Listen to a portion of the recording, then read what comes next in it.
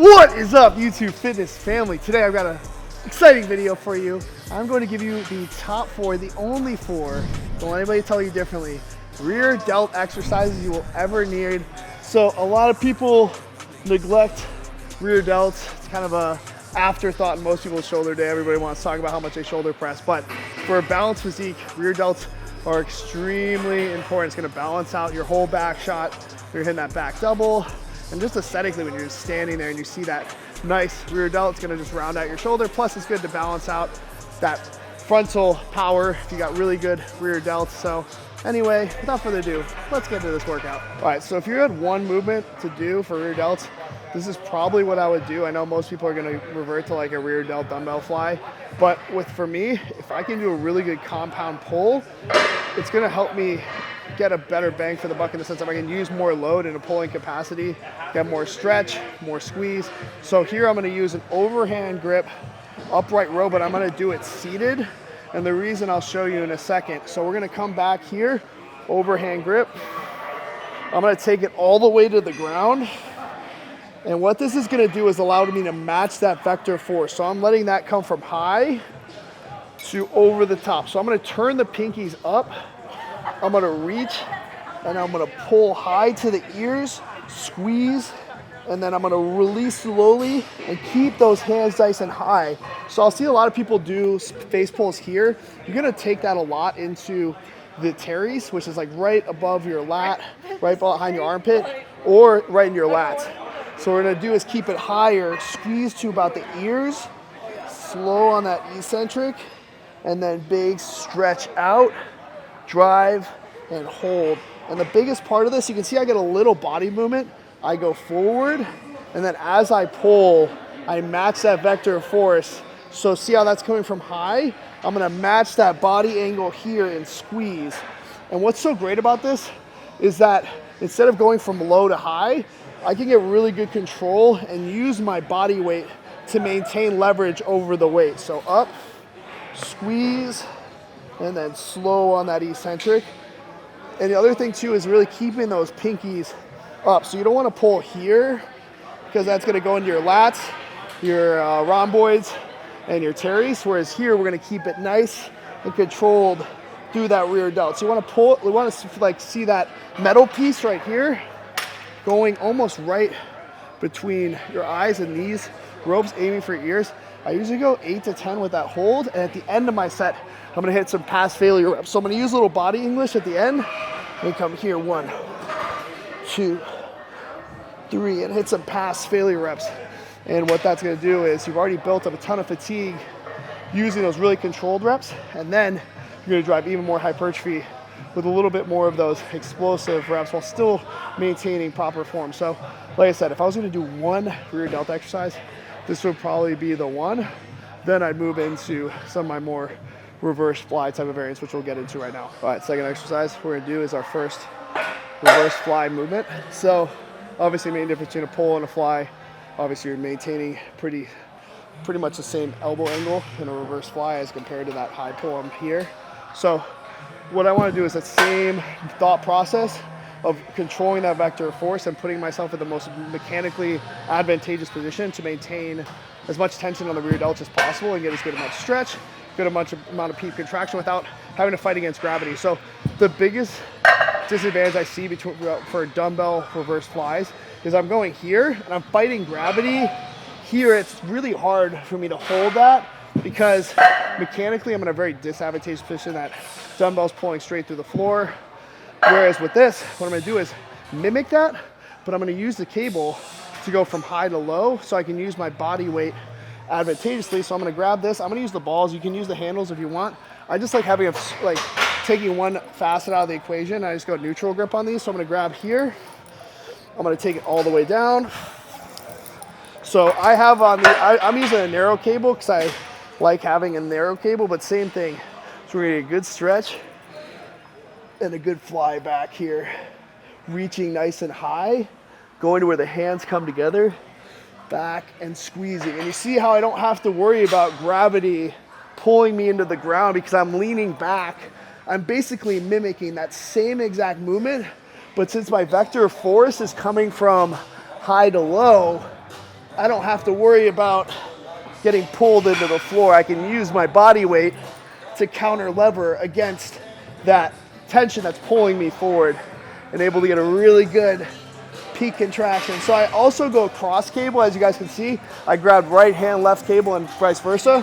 What that's gonna do is gonna allow that to come across my body so I can be here instead of, if I was coming from here, I lose half of that range of motion, plus that vector force wouldn't be coming from across body and wouldn't get as much mechanical tension on that rear delt. So I get a really good squeeze, reach, reach, reach, reach, drive, squeeze. And then same thing, I go like 12 to 15 here, and then if you want to at the end, you get some partial or full rep burnouts. So right here, if you're just dead, taxed, like can't hit any good proper reps, you can still get half reps here.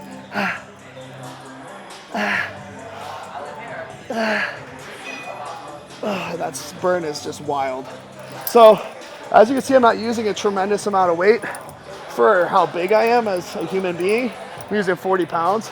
But for rear delts, one of the biggest things I'll implore you is not focusing as much on the weight, focus more on the form, and focus more on that contraction, slow negative, and then use those partial reps at the very end to really tax the rear delts as much as possible. So like I said, like 10 to 12, really good form. If you're completely toast there, leave it at that. If you're more intermediate advanced, add those partial reps, because they've shown scientifically by hitting those reps in that stretch position, cross body, you're gonna get a crazy amount of hypertrophy at the end of your set. So toss those in if you're more of an intermediate or advanced lifter. All right, exercise number 3. It's gonna be very similar to number 2, but it's gonna be single arm iso. A lot of times people have an imbalance, and also this allows for a lot of cross body torque, and I'll show you what I mean. So same thing, we're actually gonna be standing on this one.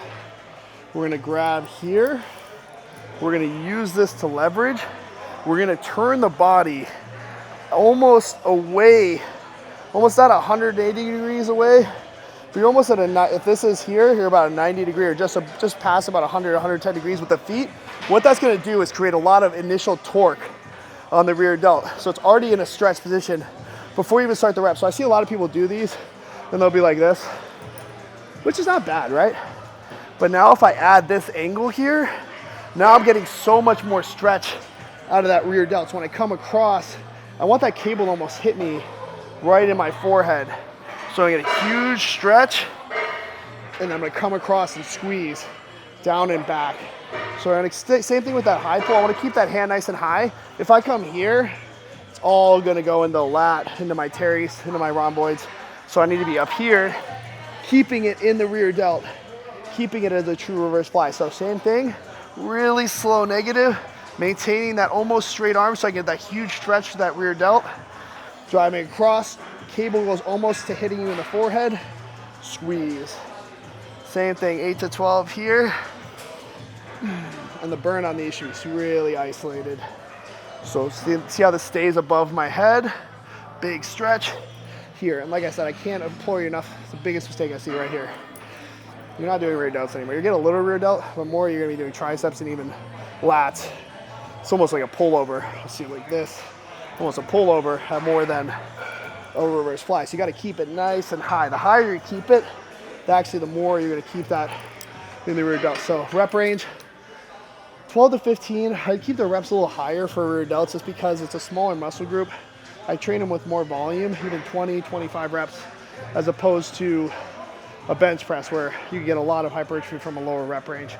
It's just a higher risk muscle group to train it with big weight, and you're probably gonna be using muscle groups other than the rear delt. Like if you're doing a reverse fly with like 100 pounds on the sack, or even 60, 80, you're not using a rear delt, you're probably using a ton of lats, a ton of tricep, a ton of momentum.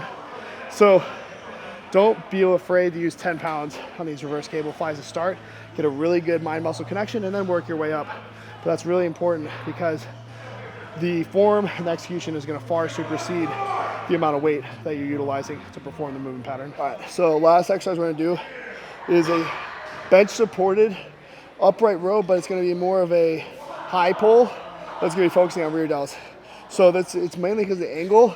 If we're gonna be straight up and down, it's gonna be all kind of more like medial delt and traps, whereas this is gonna get some trap involvement, obviously, but since the angle's a little lower, we're gonna get a good amount of rear delt as well. And what I wanna do is Drag this thing right up the back of the bench. Pull with the elbows nice and high, and try to get as much rear delt engagement as possible. So really nice pull here. Squeeze, slow on that eccentric, drag it right down the bench.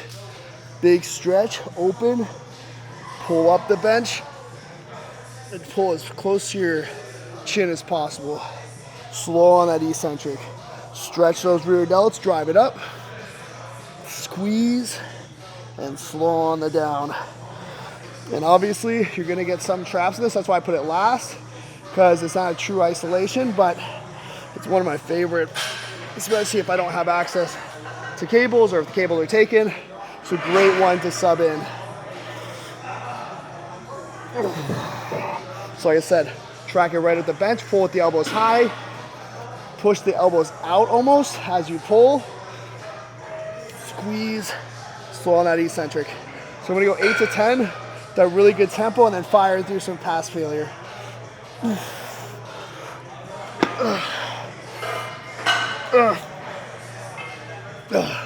Basic cues on that is obviously utilize the weight we can control, like we talked about last exercise.